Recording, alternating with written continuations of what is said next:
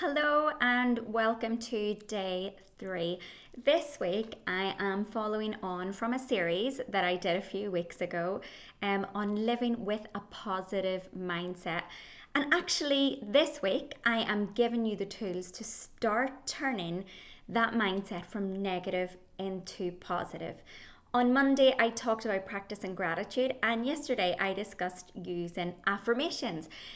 Just to recap, for those of you who have recently joined my network, or for those of you who are not familiar with me, I am Grania McConnell.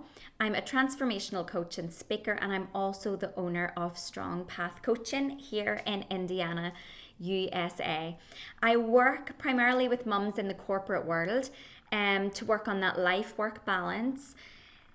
Set career and personal goals, regain your confidence, and also to get rid of those limiting beliefs that are holding you back both professionally and personally.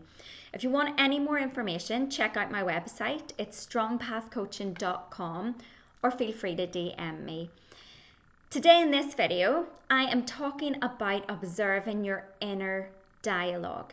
Your inner dialogue needs to change if you want to lead a positive life. That's the first place you have to start. As humans, our default setting is negative thinking, and around 70% of our thoughts, without reprogramming, will be negative.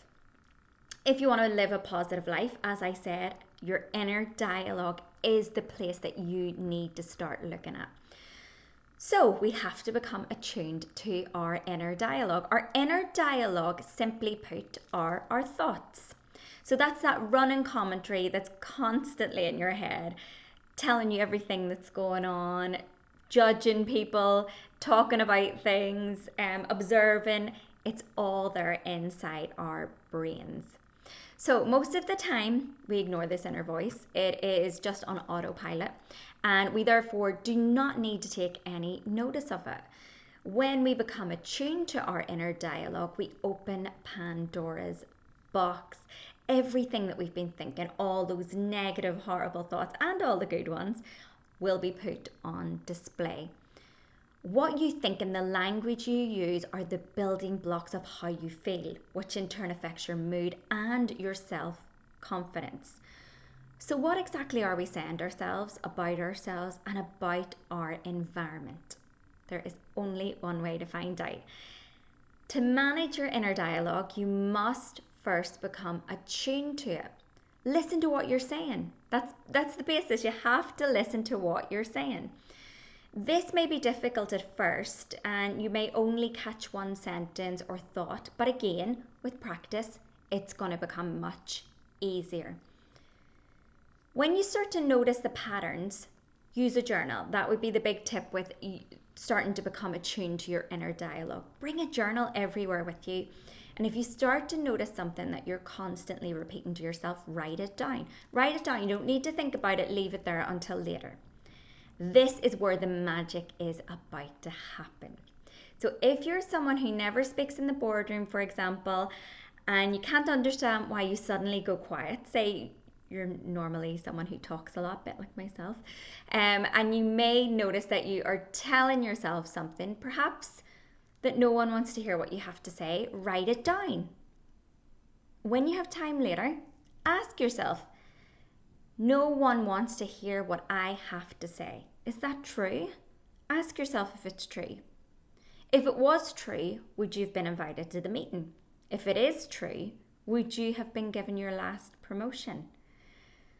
Our inner dialogue has a great power, and it may be what is sabotaging our efforts. It might be that thing that's holding you back.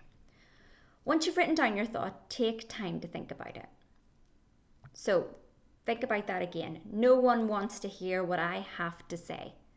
Ask yourself if it's true and how you can reframe it. Instead of thinking, no one wants to hear what I have to say, instead say, I have been invited to this meeting as I provide value to this group.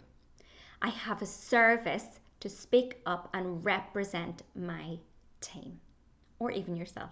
You can be there to represent yourself.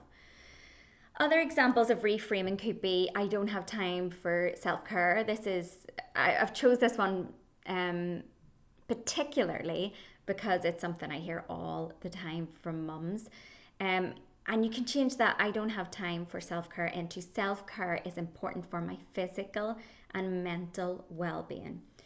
I won't be home in time to read my child a story, maybe on a night we have to work late or you're at an event.